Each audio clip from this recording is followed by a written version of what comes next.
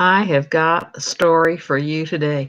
I'm Gail Macinda. I'm with Maestro Heights, and I wanted to tell you a story from the book, The Strenuous Life of Scott Joplin. This is a story about when the piano that he played when he was a child. So here's my question for you. Do you take piano lessons? Have you ever had piano lessons? What kind of an instrument did you play on, or what kind of an instrument maybe do you have in your home right now? There are some people who have a large grand piano.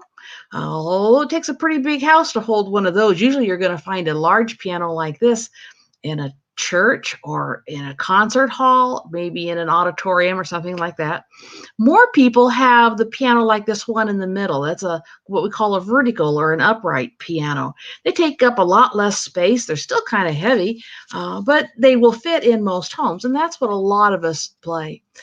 Now, I have a piano that looks a lot like that in my home, but it doesn't have any strings inside. It's a digital or electronic instrument, but it takes up about the same amount of space, even though it doesn't weigh nearly as much. And then some people have portable keyboards. By their very name, they're meant to be portable. They're very small, generally lightweight. They're meant to be moved from place to place, which is really pretty convenient. Most of them have at least 61 keys. Some have 76. Some have the full-size piano will have 88. But they're not quite the same as a piano. But yet we have options. It's kind of like small, medium, and large. Well, at about the time when Scott Joplin was taking piano lessons, that would have been in the 1870s, uh, grand piano sort of looked like this. It was still a very, very large instrument, and it would have taken a very, very large home or a church or a concert hall in order to hold something like that. They didn't really have the vertical or the upright pianos. There were a few around, but they weren't really all that great. They really weren't catching on all that much. And the portable keyboards hadn't even been invented yet, so that really wasn't an option at all. On a grand piano, like if I play it like this, the strings go basically away from me. They're kind of lined up that way. I play this way. If I'm playing on a vertical or an upright piano, I'm playing here and the strings go this way. And that's why they save so much space. At this time, when Joplin was taking his lessons and learning how to play, there was one other space saving piano, and that was called a square piano. Now you can look at that and tell that it's really not square. It's really more of a rectangle, but still we call it a square piano.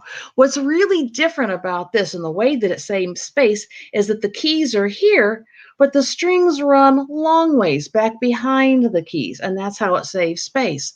They were still quite large, and they're still very, very heavy, but they didn't take up as much room as a grand piano. But the one thing about this is that these were expensive instruments. A good square piano could cost almost as much as a small house. So that a lot of people just simply were not able to afford one. Well, when Scott Joplin was small, his family lived in Texarkana, Arkansas. And Scott was from a musical family. People played and sang, played different instruments and sang, I'll get it out here, and really enjoyed music. And his talent as a musician, as a young musician, showed from a very early age. And it worked out that he was going to take piano lessons, and he took lessons from different people in the town. But they didn't have a piano. So how was he going to do his practicing? It'd be tough to practice and learn how to play without an instrument, wouldn't it? Well, Scott's mother, named Florence Joplin, was a housekeeper or a domestic or a maid for other families in the neighborhood. And at least one of those families that she worked with had a piano, a square grand. So she had an idea, and she arranged for young Scott to practice on that piano while she was working. Now, as a mom, or a grandmom, as well as a piano teacher, I'm telling you, it would have made my job a lot easier if I could hear music being played while I was doing my chores. They didn't have TV, they didn't have streaming music, they didn't even have radio recordings or any kind. So that music would have been really precious. And I can't help but think that Florence enjoyed hearing her son Scott play too. Well, Scott remembers playing on a square grand piano. And there was a family named Wilder who had that square grand piano. And they remember hearing those stories too. And they donated that piano to the Texarkana Museum System. And there it is on display. A couple years ago, I had the privilege of going to Texarkana and I got to see that piano.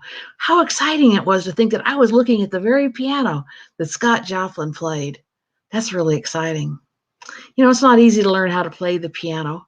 It's not easy to learn to play the piano when you don't even have one of your own to practice on. But Scott Joplin did it.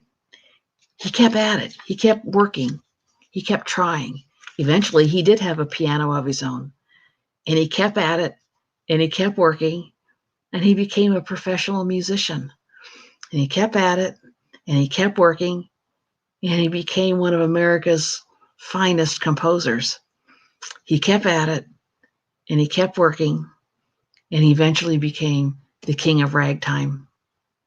If you'd like to learn more about Scott Joplin, check out the links down below. I'll be back with another short story soon. Thanks for watching.